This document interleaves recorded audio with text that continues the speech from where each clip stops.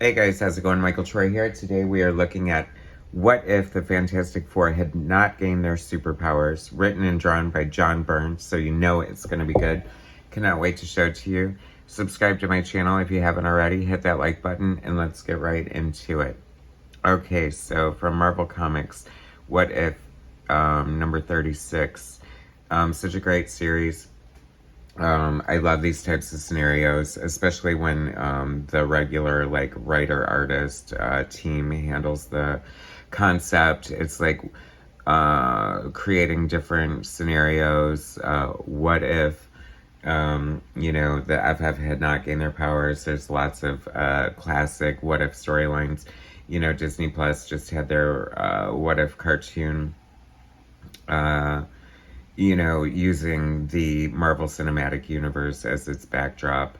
I thought it was really well done. I like these books. It's sort of like DC's Elseworlds. This is definitely like a predecessor to that.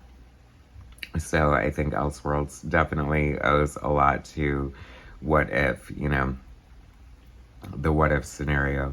So this is very cool. In a way, we've got, John Byrne homaging Fantastic Four #1. Of course, this is way back in 1982. So he hadn't done it so many times by then, but he's homaged this cover so many times since then that I believe he's sworn it off. Like, he will not do it again. Done it one too many times. I love this cover. It's so great. It really taking advantage of the corner box art in a way I don't think I've ever seen. I don't ever think I've seen dueling corner box art like that. And the FF, of course, is such a great team to do that with. I love, demonstrating their powers, all of them, except for Sue, oddly. You would think that she would be partially invisible there. Crucial miss, John Byrne. Anyway, of course, this art is gorgeous. Byrne and Austin, the team supreme. Backup story, what if Richard Rider had not lost the power of Nova? So it's kind of like a juxtaposition to the FF not getting their powers, him not losing his. I love the classic characters' speech balloons on the cover, using the comic book storytelling format to tell the story. They don't have their powers, so they're all alluding to that. Ben Grimm, in his human form, is using a gun. Reed is tied up, which is cracking me up. And Johnny's swinging in, like Spider-Man here, also wielding a gun. They don't have their 4 on their emblem because they're not the FF. The art is just so good. John Byrne is penciling and inking the art and the interiors. This is still fairly early in Byrne's career. I just love, he's had an evolution of his art over the years, depending on the inker he's worked with or whatever he's going through artistically. And this is a high point for me. I love this style of inking. It's kind of, it's very reminiscent of what, he was doing on Fantastic Four at the time, and kind of what he would bring to Alpha Flight artistically, which I love. The watcher, the voyeur, the pervert of the Marvel Universe, watching everybody. I know, whatever, right? But such a cool character. Obviously a Kirby design, wouldn't you say? I'm pretty sure he made his debut in the pages of the FF under Lee and Kirby. And so he tells all these what-if stories and asks the question of this parallel universe. We know what happened here. And of course, it's always so great to see Byrne retell the FF's origin. Obviously, Byrne has such an association with so many great characters. I feel like people jump on the X-Men, but his FF is just so amazing. And I haven't done a ton of his FF, and I cannot wait to get to it, because I feel like that was more my John Byrne than even the X-Men in a lot of ways, because it was more all over Byrne as well. I keep going on. John Byrne, story and art. Joe Rosen, lettering. Bob Sharon, coloring. Mark Grunwald, editor. Jim Shooter, editor-in-chief. It's so interesting. I love just like, this is done in such a great way too. I feel like, because these panels echo each other, and she calls him a coward, and he's like, screw you flaming broad, I'm gonna prove you wrong and put all our lives at risk and go through the cosmic race and all that BS, and then we'll become the FF. And I'm gonna suffer the most for it, becoming this big monster, just to prove my machismo.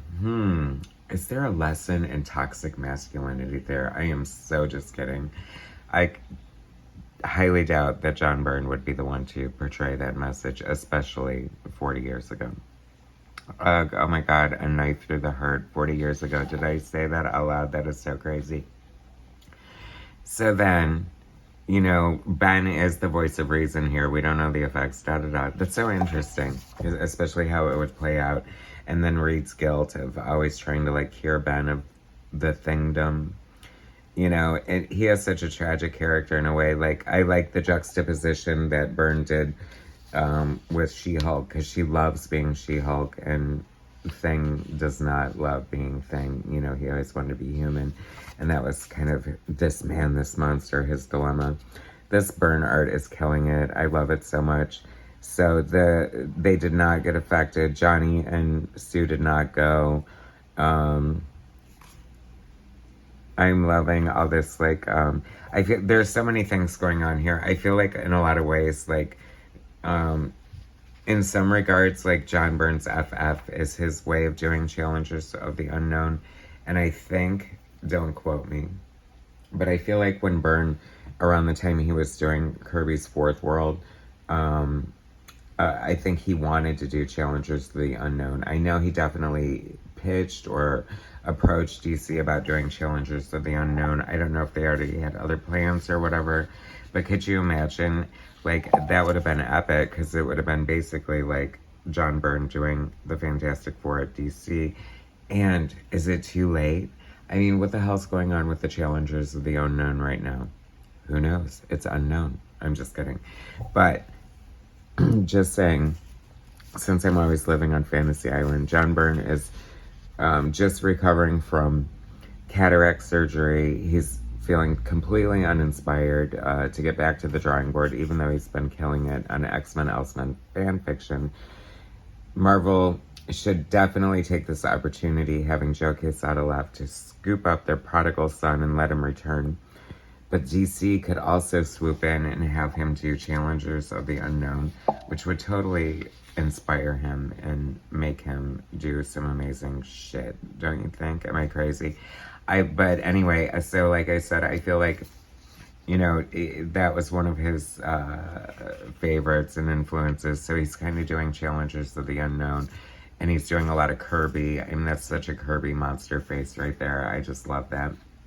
The artistry in here is just so amazing. I love John Byrne just killing it over and over again. Where was that panel? It's coming up. Oh, this. I love this so much. Very, very Alex Tothian, you know, using silhouettes and negative space in such an amazing way.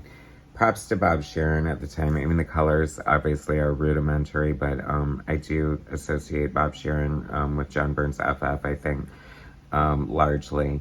And I always liked his colors, and I like that he's adding sort of the depth here. But then I think this could stand on its own as well. And now I need to bust out my Fantastic Four Artist Edition, because I don't think these What If pages are in there, but they should be if they're not. And can we get another FF Artist Edition? Thank you, please. Like, more of the modern stuff would be cool. So much science fictionery going on here. I just love it. I just think it's such a classic FF story, or perhaps a classic Challengers of the Unknown story. I don't know. I'm not as well versed in them. But I kind of like John Byrne when he's doing, like, his sci-fi stuff. Like, he does a lot of this, like, with that sort of geometric designs and things like that, like different wonky, wacky effects.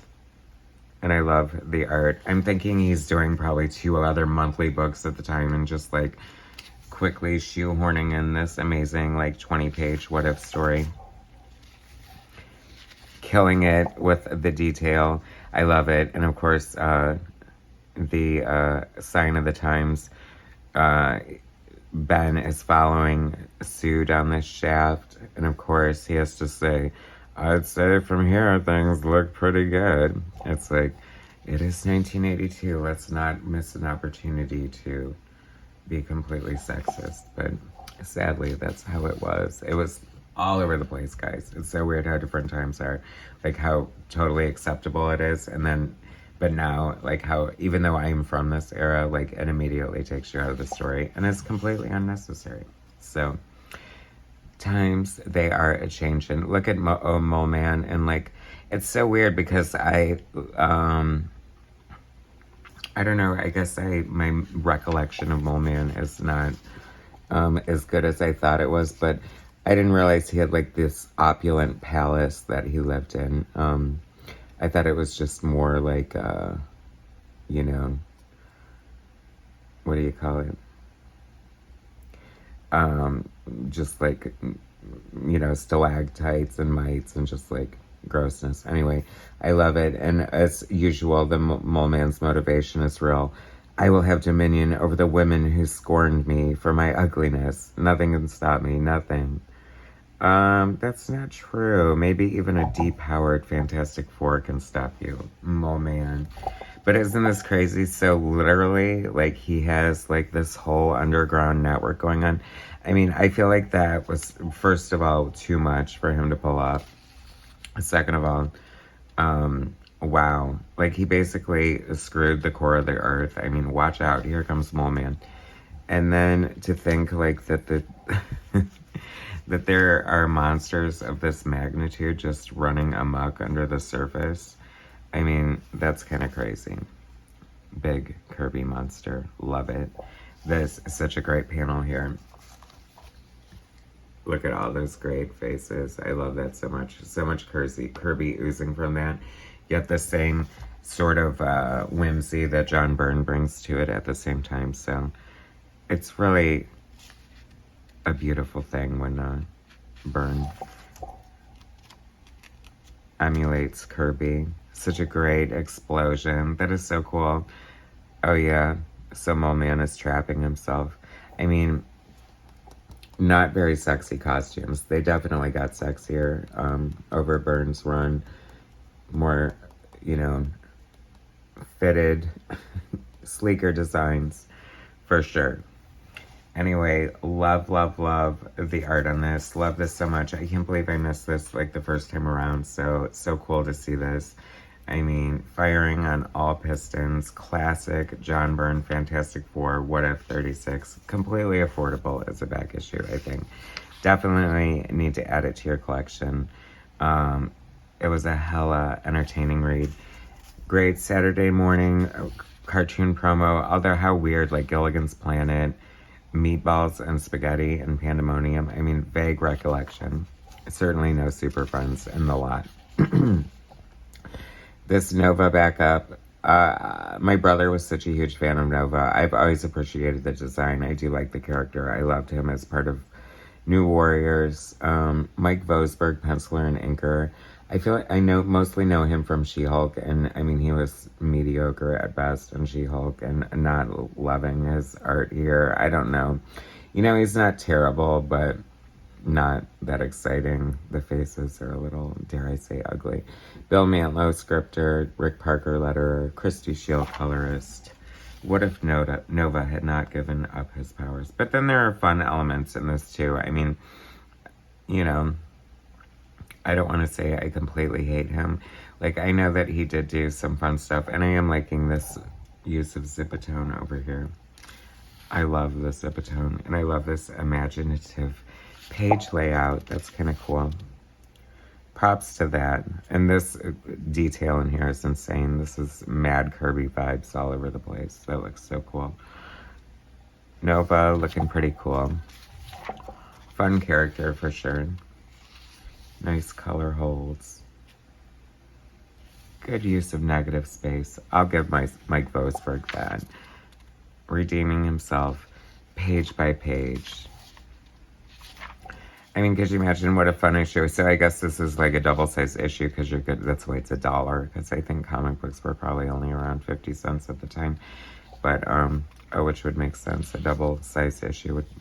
And what is going on here? Oh, drinking game. Time to do the shot. The innuendo is coming in, but I did nothing.